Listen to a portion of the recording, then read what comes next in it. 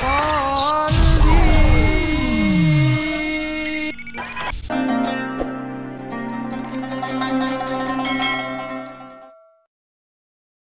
Assalamualaikum warahmatullahi wabarakatuh. Hamdan wa syukran lillah, salatan wa salaman ala rasulillah, wa ala alihi wa sahbihi wa mawalah, amma ba'd. Puji syukur kehadirat Allah subhanahu wa ta'ala. Salawat dan salam semoga tercurah kepada junjungan kita Nabi besar Muhammad sallallahu alaihi wasallam. Sahabat takwa yang dirahmati oleh Allah subhanahu wa ta'ala, sudah merupakan sunnatullah bahwasanya yang namanya perempuan atau wanita dalam siklus kehidupannya pasti akan mengalami sebuah peristiwa yang namanya haid, yang mana menurut Syekh Nawawi Al-Bantani, haid itu adalah darah yang secara tabiat keluar dari dasar rahim perempuan pada waktu-waktu tertentu. Dan ini barangkali sudah sama-sama kita pahami bersama. Ketika berbicara tentang haid, Islam sebagai agama yang sangat kafah, agama yang sangat sempurna, telah mengatur berbagai macam hal kehidupan manusia, begitupun dengan haid seorang perempuan. Hal ini bisa kita lihat dalam firman Allah subhanahu wa ta'ala, Quran surat Al-Baqarah ayat yang ke-222, di mana Allah subhanahu wa ta'ala berfirman, Bismillahirrahmanirrahim. Wa yas'alunaka 'anil mahid qul huwa adza fa'tazilun nisa fil mahid wa la taqrabuhunna hatta yathurna fa idza tatahharna fa'tuhunna min haitsu amarakumullah innallaha yuhibbut tawwabina wa yuhibbul mutatahhirin. Al-ayah wal makna wallahu a'lam bimuradi. Yang artinya kurang lebih, dan mereka menanyakan kepada Muhammad tentang haid, katakanlah itu adalah sesuatu yang kotor, karena itu jauhilah istri pada waktu haid, dan jangan kamu dekati mereka sebelum mereka suci. Apabila mereka telah suci, campurilah mereka sesuai dengan ketentuan yang diperintahkan Allah kepadamu. Sesungguhnya Allah menyukai orang-orang yang taubat dan menyukai orang-orang yang menyucikan diri. Quran surat Al-Baqarah ayat yang ke-222. Sahabat takwa rahimakumullah, ketika berbicara tentang kondisi wanita yang sedang haid, Islam sudah mengatur ibadah apa saja yang tidak boleh dilakukan oleh seorang perempuan yang sudah haid atau yang dalam keadaan haid. Maka dalam kesempatan yang berbahagia ini, tema itulah yang akan kita bahas tentang larangan-larangan amaliyah, larangan-larangan perbuatan yang tidak boleh dilakukan oleh seorang perempuan yang kondisinya sedang dalam keadaan haid. Mudah-mudahan semua ini akan menjadi tambahan pemahaman bagi kita untuk menjadi bekal kehidupan kita sehari-hari. Amin ya Allah ya Rabbal Alamin.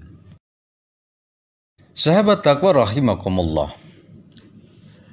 berbicara tentang larangan-larangan wanita yang sedang haid atau perbuatan-perbuatan yang tidak boleh dilakukan oleh seorang perempuan yang sedang haid, dijelaskan oleh para ulama dalam berbagai keterangannya. Setidaknya ada 10 hal yang tidak boleh dilakukan atau perbuatan-perbuatan yang dilarang dilakukan oleh seorang perempuan. Ini sebagaimana dijelaskan oleh Syekh Salim bin Sumair Al-Hadrami di dalam karyanya Safinatun Najah, Beliau menjelaskan,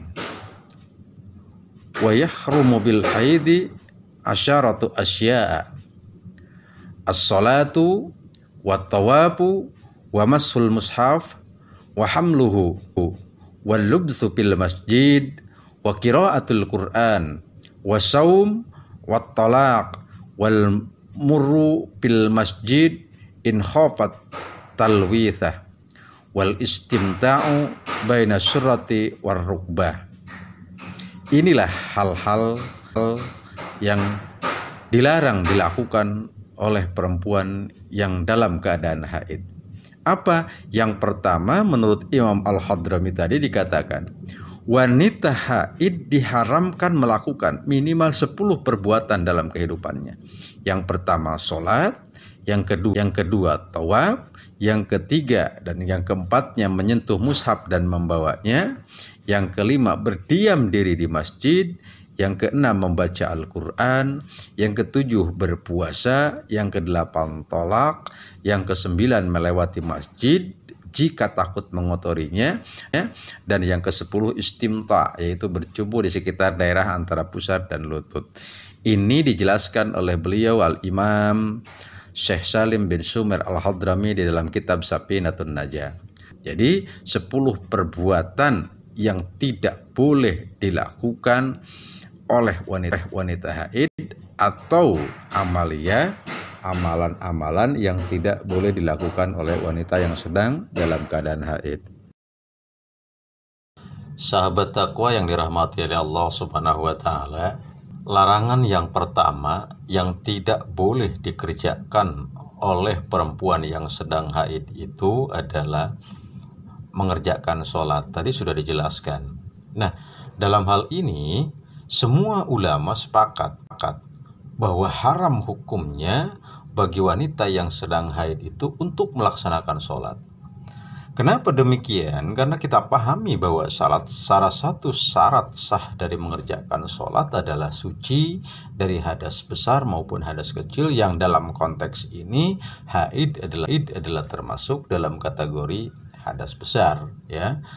Sehingga bagi wanita yang sedang haid, apapun alasannya, ketika mereka sedang haid itu tidak boleh sama sekali untuk melaksanakan sholat sampai benar-benar suci dari haidnya. Landasan hukum yang menjadi larangan atau tidak bolehnya wanita yang sedang haid melaksanakan sholat itu adalah sebuah hadis yang diriwayatkan oleh Imam Bukhari, minimal di sini dikatakan dari Siti Aisyah radhiyallahu anha. An Aisyah radhiyallahu anha qalat, qala Nabi sallallahu alaihi wasallam, idza aqbalatil haidatu fada'iyas shalah wa idza adbarat faghsili ankid dama wasalli. Yang artinya kurang lebih begini. Dari Aisyah radhiyallahu anha berkata, Nabi Muhammad sallallahu alaihi wasallam bersabda, jika datang haid maka tinggalkanlah sholat. Jika haidnya selesai maka mandilah, bersihkan darahnya lalu sholatnya. Hadis riwayat Imam Bukhari. Jadi jelas sahabat takwa sekalian yang dirahmati Allah Subhanahu wa taala, bahwa disinilah salah satu hadis yang menjelaskan tentang dilarangnya seorang perempuan yang sedang haid untuk melaksanakan sholat apapun, baik itu sholat wajib ataupun sholat sunnah. Maka menurut para ulama sudah sepakat dilarang untuk melaksanakan ibadah sholat. Sahabat takwa rahimakumullah, muncul pertanyaan, bagaimana kalau wanita haid tetap melaksanakan sholat? Maka menurut penjelasan para ulama, bagi wanita haid itu sebenarnya telah gugur kewajiban untuk melaksanakan sholat. Tidak ada kewajiban sama sekali. Bahkan salat wanita yang sedang haid itu tidak sah. Kalaupun dia sholat kerjakan tetap, maka hukumnya menjadi batal, tidak sah dan tidak akan diterima oleh Allah Subhanahu wa taala. Bahkan menurut sebagian para ulama, wanita yang sedang haid melaksanakan sholat itu haram hukumnya. Dari mana sumbernya? Ya tadi itu hadis yang diriwayatkan oleh Imam Bukhari tadi, idza aqbalatil haidatu fada'iyas shalah wa idza adbarat fagsili an kiddami wasalli. Rasulullah sudah menjelaskan, jika datang haid maka tinggalkanlah sholat, tidak usah kita mengerjakan sholat. Baru kalau sudah selesai haidnya, maka mandilah, bersihkan darahnya, lalu sholatnya. Apa artinya? Maka di sini dijelaskan oleh para ulama, walaupun dia tetap melaksanakan sholat, sholatnya tidak akan diterima oleh Allah Subhanahu wa Ta'ala, dan sholatnya tidak sah. Bahkan ulama sebagian yang mengatakan, wanita yang sedang haid dia melaksanakan sholat, hukumnya adalah haram. Dalam penjelasan hadis yang lain yang diriwayatkan oleh Imam Bukhari dan Muslim, diriwayatkan, alaysa idza hadatil mar'atu lam tusalli wa lam tasum. Ini hadis dari Abi Sa'id Al-Khudri radhiyallahu anhu, bahwasanya Rasulullah sallallahu alaihi wasallam sudah pernah menyampaikan dalam sebuah hadisnya, alaysa idza hadatil mar'ah, bukankah jika wanita itu haid, lam tusalli walam tasum, dan kalau wanita itu haid maka dia dilarang, artinya tidak boleh mengerjakan sholat dan dia pun tidak boleh mengerjakan puasa. Jadi ini adalah rukhsah dari Allah, ini adalah bagian dari kemaharahmanan dan kemaharahimannya Allah, bahwa wanita haid itu tidak perlu untuk melaksanakan sholat, baik sholat wajib ataupun sholat sunnah. Sahabat takwa rahimakumullah, apakah sholat yang ditinggalkan selama haid wajib diqodho? Maka ini menurut penjelasan para ulama, jawab tentu tidak. Orang yang sedang haid atau wanita yang sedang haid, dia tidak perlu melaksanakan sholat, dan sholat yang dia tinggalkan pun tidak perlu diqodho. Ini dijelaskan oleh Rasulullah sallallahu alaihi wasallam dalam sebuah hadisnya, kana yusibuna dzalika fa nu'maru bi qada'is shaum wala nu'maru bi qada'is shalah. Dari Siti Aisyah radhiyallahu anha berkata, di zaman Rasulullah sallallahu alaihi wasallam dahulu kami mengalami haid, lalu kami diperintahkan untuk mengqadha puasa dan tidak diperintahkan untuk mengqadha sholat. Hadis riwayat jamaah, artinya ini hadis diriwayatkan oleh banyak ahli hadis, dan termasuk di dalamnya tentu yakni Imam Bukhari dan Muslim. Nah, berdasarkan hadis ini, maka tidak ada kewajiban bagi wanita yang haid, kemudian dia meninggalkan sholat sedang haidnya itu tadi, tentu karena tidak boleh mengerjakan sholat, maka tidak ada kewajiban sama sekali untuk mengqadha sholat berdasarkan hadis ini. Berbeda nanti kalau dengan puasa. Kalau puasa wajib, karena itu ada keterangan lain dari Rasulullah sallallahu alaihi wasallam. Tetapi untuk sholat, berapa banyak pun yang ditinggalkan selama dia haid, kalau memang itu sudah betul-betul dinyatakan sedang dalam keadaan haid, maka tidak perlu lagi untuk mengqadha sholat. Mudah-mudahan ini akan menjadi pegangan dalam kehidupan kita. Amin ya Allah ya Rabbal Alamin. Sahabat takwa yang dirahmati oleh Allah Subhanahu wa Ta'ala, larangan yang kedua yang tidak boleh dilakukan oleh wanita yang sedang dalam keadaan haid itu adalah, menurut penjelasan para ulama, yang keduanya at-tawaf, yakni dilarang untuk mengerjakan tawaf. Muncul pertanyaan kepada kita, tawaf itu apa? Tawaf itu adalah salah satu rukun haji yang tidak boleh ditinggalkan, yakni amaliyah perbuatan haji yang dilakukan mengitari Ka'bah atau mengelilingi Ka'bah sebanyak 7 kali, yang dimulai dari Hajar Aswad kembali sampai titik Hajar Aswad. Itu adalah tawaf. Maka bagi orang atau wanita yang sedang dalam keadaan haid, dia tidak boleh melakukan tawaf. Dari mana ini sumbernya? Ini hadis diriwayatkan oleh Imam Bukhari, bahwa hadatsana Abdullah bin Yusuf akhbarana Malikun an Abdurrahman bin Qasim an abihi an Aisyah radhiyallahu anha annaha qalat qadimtu Makkah wa ana haidun wa lam atuf bil bait wala bainas Safa wal Marwah. Qalat fasyakautu dzalika ila Rasulillah sallallahu alaihi wasallam qala if'ali kama yaf'alul hajj ghairi alla tatawufi bil baiti hatta tathuri. Yang artinya kurang lebih begini. Ini hadis dari Siti Aisyah radhiyallahu anha diriwayatkan oleh Imam Bukhari, bahwasanya Rasulullah sallallahu alaihi wasallam pernah bersabda, Siti Aisyah dalam keadaan haid, beliau belum melaksanakan tawaf dan belum melaksanakan sa'i. Kemudian beliau mengadukan kepada Rasulullah sallallahu alaihi wasallam. Lalu Rasulullah sallallahu alaihi wasallam menjawab, kerjakanlah sebagaimana dilakukan oleh orang yang berhaji selain tawaf di Baitullah sampai engkau dalam keadaan suci. Ini adalah landasan hukum. Kenapa wanita yang sedang dalam keadaan haid dilarang untuk mengerjakan tawaf. Sehingga kalau kita sudah memahami apapun itu syariat agama, maka insya Allah akan menjadi kesempurnaan dalam ibadah kita. Amin. Amin. Ya Allah, ya Rabbal Alamin. Sahabat takwa yang dirahmati oleh Allah Subhanahu wa Ta'ala, larangan yang ketiga yang tidak boleh dilakukan oleh wanita yang sedang haid menurut para ulama adalah wamashul mushaf. Apa itu? Yakni haram, tidak boleh bagi orang atau wanita yang sedang dalam keadaan haid menyentuh mushaf atau Al-Qur'anul Karim. Ya, jelas maknanya.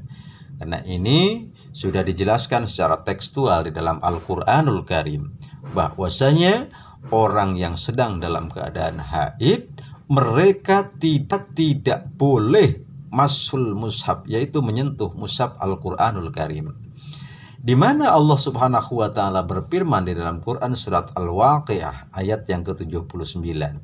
A'udzu billahi minasyaitonir rajim. Bismillahirrahmanirrahim. La yamassuhu illal mutahharun. Yang artinya tidak ada yang menyentuhnya, yakni menyentuh Al-Quran, kecuali orang-orang yang suci. Al-Waqiah ayat yang ke-79. Di dalam sebuah hadis Rasulullah Shallallahu Alaihi Wasallam bersabda, An Abdullah ibn Abi Bakrin rahimahullahu anna fil kitab alladhi katabahu Rasulullah Shallallahu Alaihi Wasallam li Amr ibn Hazm alla yamassal Qur'ana illa tahirun. Janganlah seseorang itu menyentuh Al-Qur'anul Karim kecuali orang-orang yang suci. Jadi jelas berdasarkan keterangan ini, berdasarkan Al-Qur'anul Karim, Al-Waqiah ayat yang ke-79, atau hadis tadi yang diriwayatkan oleh Imam Malik dari Abdullah bin Abu Bakar, bahwasanya tidak boleh seseorang yang dalam keadaan haid atau wanita yang sedang dalam keadaan haid menyentuh mushaf Al-Qur'anul Karim. Mudah-mudahan kita, terutama perempuan yang sedang haid atau wanita-wanita yang sedang haid, mampu menjaga kaidah ini sehingga kita tidak kehilangan kategori orang-orang yang memuliakan Al-Qur'anul Karim. Amin ya Allah ya Rabbal Alamin. Sahabat takwa yang dirahmati oleh Allah Subhanahu wa Ta'ala, lalu muncul pertanyaan kepada kita, bagaimana kalau tafsir Al-Quran atau Al-Quran yang diterjemahkan? Apakah sama tidak kondisi hukumnya dengan kita memegang mushaf yang asli atau mushaf yang masih otentik, yang asli? Menurut para ulama, kalau itu Quran sudah berbentuk tafsir atau Quran yang terjemahnya, itu ada 3 kondisi hukum yang melingkupinya. Maknanya apa? Yang pertama, menurut para ulama, ya, dan ini sebetulnya kaul yang sangat asoh, Kalau Quran itu sudah berbentuk tafsir atau Quran yang sudah terjemah, hukum pertama itu tidak diharamkan. Artinya boleh menurut para ulama kalau itu sudah bentuknya tafsir atau Quran yang diterjemah, ya. Lalu hukum yang kedua, ini diharamkan mutlak. Hukum yang kedua.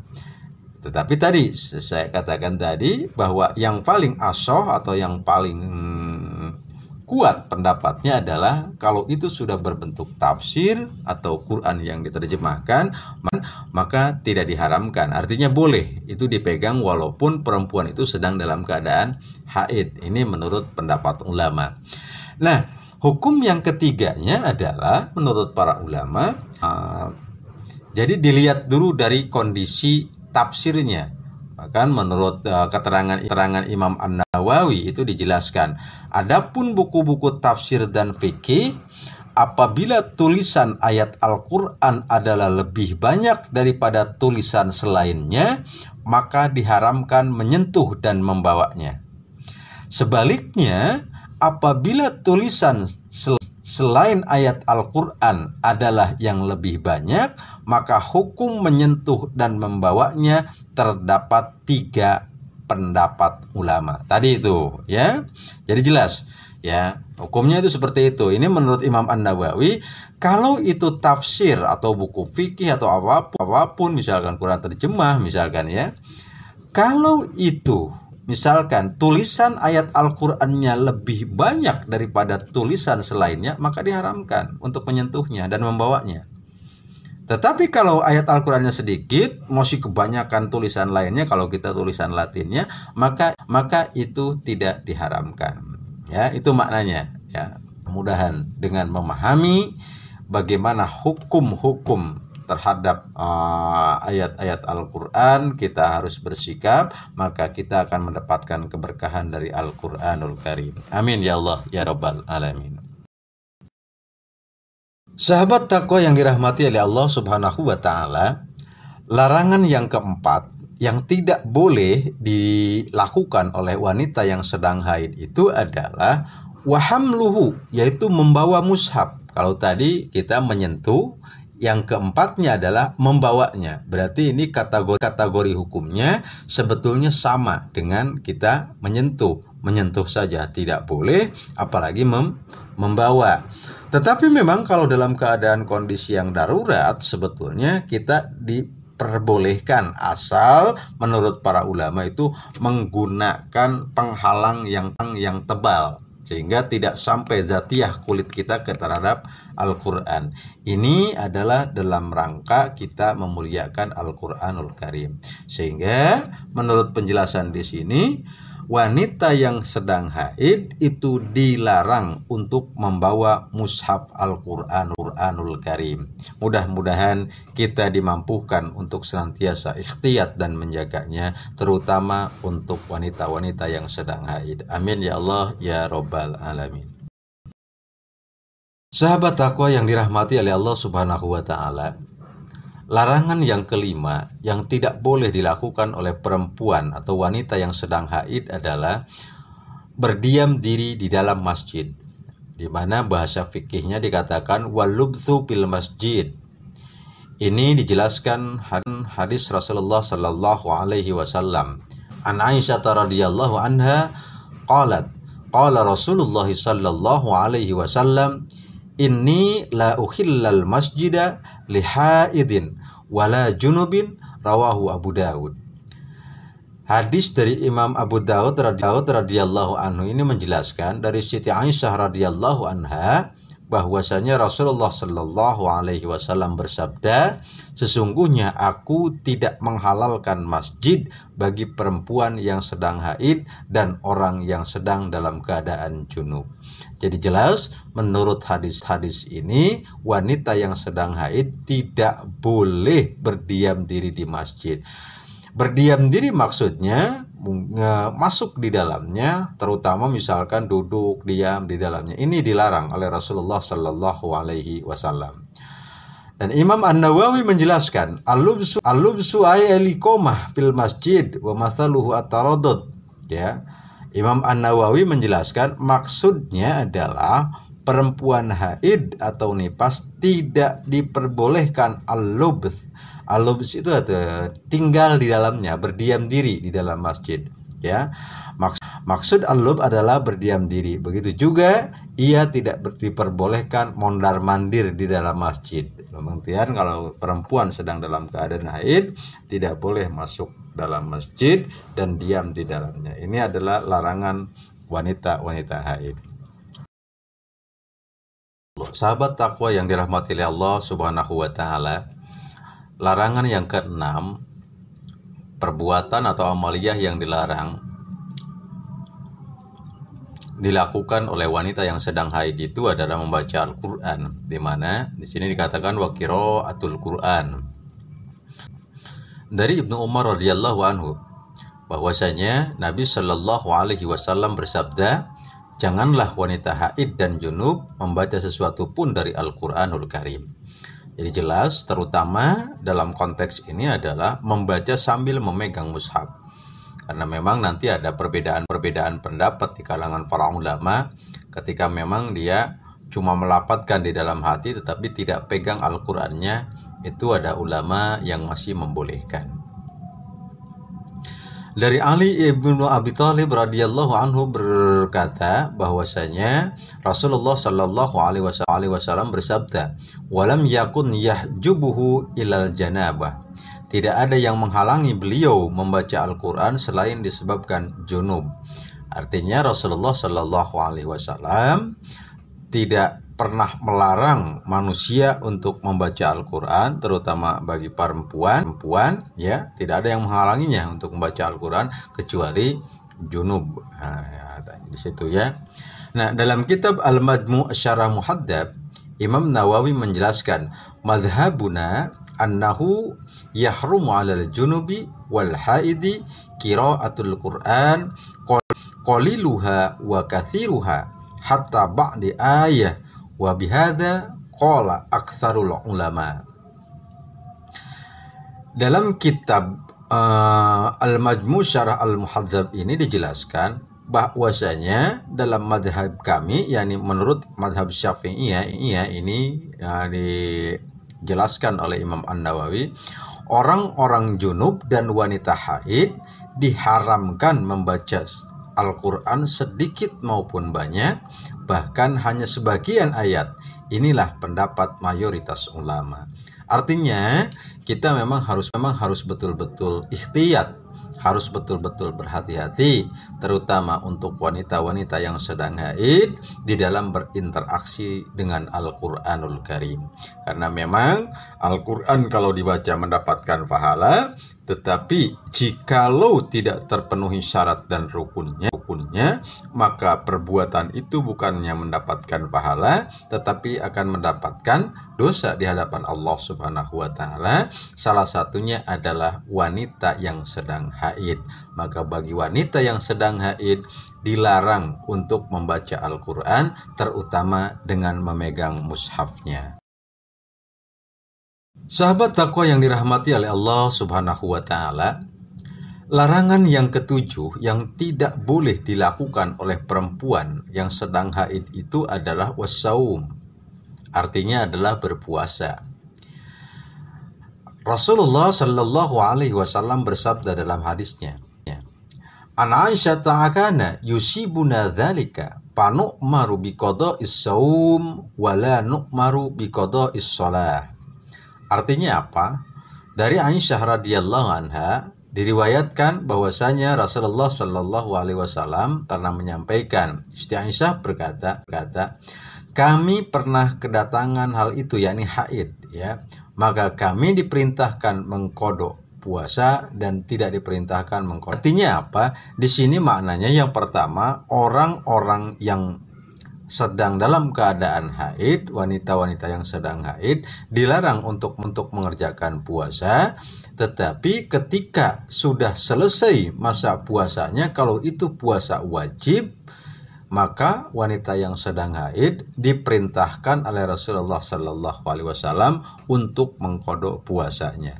Tetapi satu poinnya, bahwa wanita yang sedang haid tidak boleh melakukan puasa, baik itu puasa wajib ataupun puasa sunnah. Bahkan puasa nadar sekalipun tidak boleh dilakukan bagi wanita yang sedang haid. Dan itu kalau tetap dilaksanakan sementara wanita tersebut sedang dalam keadaan haid, maka amaliyahnya akan sia-sia belaka, percuma, tidak akan mendapatkan pahala di hadapan Allah Subhanahu wa taala. Mudah-mudahan ini akan menjadi tambahan pemahaman bagi kita sehingga ibadah kita menjadi lebih sempurna di hadapan Allah Subhanahu wa taala. Amin ya Allah ya rabbal alamin. Sahabat takwa yang dirahmati oleh Allah Subhanahu wa taala, larangan-larangan wanita haid yang ke-8 adalah menurut para ulama haram tolak. Maknanya apa? Wanita yang sedang haid haram dia itu dicerai. Maksudnya seperti itu. Ulama menjelaskan seorang yang sedang haid haram untuk bercerai. Dan apabila dilakukan maka status talaknya adalah talak bid'ah atau talak yang tidak sah. Nah, ulama sepakat bahwa talak bid'ah hukumnya adalah haram. Artinya, suami yang menceraikan istrinya pada saat haid atau nifas atau di masa suci setelah berhubungan, dia berdosa karena melanggar aturan Allah Subhanahu wa ta'ala. Dan ini dijelaskan oleh Sayyid Sabiq di dalam kitab fikih sunnahnya. Ulama sepakat bahwa talak bid'ah hukumnya haram. Ya, dan hal yang sama dinyatakan dalam Mausu'ah Al-Fiqhiyah Muyasyarah, di mana dijelaskan mentalak istri ketika haid hukumnya haram berdasarkan dalil Al-Quran, Sunnah, dan sepakat para ulama tidak ada perselisihan tentang haramnya cerai ketika haid. Ini dijelaskan dalam kitab Al-Mausu'ah Al-Fiqhiyah Al-Muyasyarah. Mudah-mudahan kita mampu menjaganya. Amin ya Allah ya rabbal alamin. Sahabat takwa yang dirahmati oleh Allah Subhanahu wa taala, larangan-larangan wanita haid yang ke-9 yang tentu ini tidak boleh dilakukan oleh wanita yang sedang dalam keadaan haid adalah wal murru bil masjid in khafat talwithahu, yaitu melewati masjid jika takut mengotorinya. Misalkan kita mau melewat masjid tetapi ini wanita sedang dalam keadaan haid dan sedang banyak-banyaknya haidnya, takut nih mengotori masjid, maka itu tidak boleh melewat. Tetapi menurut para ulama, kalau memang tidak khawatir, kita lewat-lewat saja. Kalau memang itu tidak akan mengotori masjid yang kita lewati, tidak jadi persoalan, ya. Ini dijelaskan oleh Imam An-Nawawi dalam kitabnya Kasyifatus Saja, syarah dari matan Safinatun Najah. Ya, ini yang ke-9-nya. Sahabat takwa yang dirahmati oleh Allah Subhanahu wa taala, larangan yang ke-10 yang tidak boleh dilakukan, ya, yang tidak boleh dilakukan oleh wanita yang sedang haid itu adalah melakukan hubungan suami istri. Ini dalam pengertian melakukan hubungan suami istri, yakni wal istimta'u baina surati war rukbah, ya, yakni melakukan hubungan suami istri. Dan dijelaskan dalam Quran surat Al-Baqarah sebagaimana penjelasan di awal bahwasanya Allah Subhanahu wa taala berfirman, wa yas'alunaka 'anil mahid qul huwa adza fa'tazilun nisa fil mahid wa la taqrabuhunna hatta yadkhulna ila akhir ayat.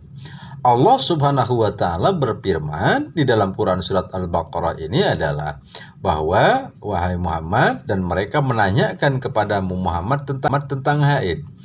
Maka kul, katakanlah, kata Allah, huwa adza fa'tazilun nisa fil mahid, itu adalah sesuatu yang kotor. Karena itu jauhilah istri pada waktu haid. Ya, maknanya wala taqrabu hatta yadhurna, dan jangan kamu dekati mereka sebelum mereka suci. Al-Baqarah ayat yang ke-22. Ini adalah di antara larangan-larangan atau perbuatan-perbuatan yang dilarang dilakukan oleh wanita yang sedang dalam keadaan haid. dengan memahami apa yang sudah dipaparkan tadi, mudah-mudahan wanita-wanita dan umumnya kita semua mampu berikhtiat dan menjaganya sehingga kita menjadi golongan orang-orang yang selamat di hadapan Allah Subhanahu wa taala. Demikian barangkali yang dapat disampaikan dalam kesempatan yang berbahagia ini. Mudah-mudahan ada manfaatnya untuk kita semua. Kalau ada kata dan kalimat yang kurang berkenan, mohon dibukakan pintu maaf yang sebesar-besarnya. Nasrun minallah wa fathun qarib. Wassalamualaikum warahmatullahi wabarakatuh.